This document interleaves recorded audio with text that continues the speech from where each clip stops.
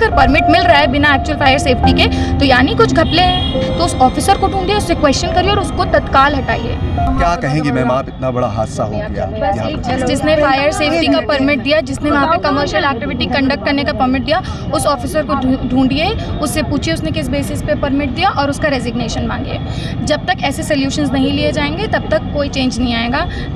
जिन भी लोगों का वहाँ पे कॉग्निजेंस ले सकते थे, जिनकी जिम्मेदारी है time to time fire safety check करना, उसको परमिट देना, उसको अपडेट कराने को बोलना, ड्रिल्स कराना, जो भी कराना होता है, ज़रूर से ज़रूर कमर्शियल बिल्डिंग्स के लिए सारे रूल्स होते हैं। आप उनको ढूंढिए, उनका रेजिग्नेशन दिखाइए, उनकी शक्ल दिखाइए, उनकी रेजिग्नेशन दिखाइए और ये हमें दावा दीजिए कि वो दोबारा कभी किसी गवर्नमेंट सर्विस में एम्प्लॉय नहीं होंगे। जब तक ऐसे आप सोल्यूशंस नहीं निकालेंगे ना, परिवार को पैसे की ज़रूरत है, बिल्कुल है, ठीक है, आप वो दे सकते हो कॉम्पनसेशन। भाई जिसका बेटा गया उसके यहाँ कमाने वाला था, उसको वो पैसे काम आएंगे, बट लेटर ऑन क्या चेंज आएगा, फिर किसी के यहाँ कोई जाएगा, फिर किसी के यहाँ कोई जाएगा और ये पैसे कोई अपने जेब से देगा, टैक्स से जाएंगे, ठीक है। ये कॉम्पनसेशन मनी टैक्स से जा रहा है, जिस ऑफिसर ने वहाँ साइन करा वो टैक्स से जा रहा है, तो हमारा ही पैसा आप हमारे में ही घुमा रहे हैं, हमारी ही जाने ले रहे हैं। There is only one solution जिससे कोई चेंज आ सकता है, उस ऑफिसर को ट्रेस डाउन करना और उसका रेजिग्नेशन मांगना, दैट्स दी ओनली सोल्यूशन। वहाँ पे आदित्य क्या करते थे? क्योंकि सबसे आदित्य काम करते थे, कोई वहाँ पर आप चेक करेंगे वहाँ कोई पब नहीं है, लाउंज नहीं है, कुछ नहीं है, it was a commercial place, तो कमर्श काम नहीं कर रहा होगा ना बच्चा, या कुछ सीख रहा होगा, राइट। तो और अगर कोई इन्जॉय भी करने गया है तो क्या कोई इन्जॉय करने गया है तो उसकी जान चली जानी चाहिए, otherwise it was a commercial place, he was working there, he was the first male member after his father who had just started working, who had just started earning, he was going to support his family।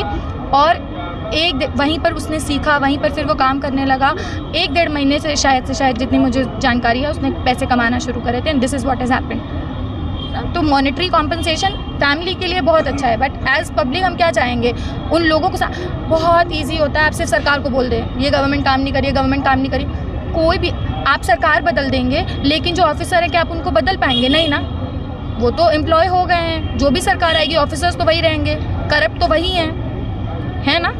आप agree कर रहे हैं ना, अगर permit मिल रहा है बिना actual fire safety के तो यानी कुछ घपले हैं, तो उस ऑफिसर को ढूंढिए, उससे क्वेश्चन करिए और उसको तत्काल हटाइए। जो लोग काम कर रहे हैं जब तक उनको क्वेश्चन करना नहीं शुरू करेंगे, उनको सामने नहीं लाएंगे, उनको अकाउंटेबल नहीं करेंगे, उनको उसके रिपरकशंस नहीं मिलेंगे, तब तक कोई चेंज नहीं आएगा। फिर आप पूरी पॉलिटिक्स खेल लीजिए, ये सरकार ख़राब है, वो सरकार ख़राब है, ये सरकार ये करती है, वो सरकार वो करती है ना। तो ये आदित्य श्रीवास्तव के परिजन हैं जिनका कहना है कि आप यहाँ पर हमसे सवाल तो कर रहे हैं, लेकिन सवाल आपको करना चाहिए उनसे जिनसे बिल्डिंग की फायर एनओसी दी गई। वो कौन अधिकारी है जो समय समय पे जाकर के सेफ्टी चेक नहीं करता?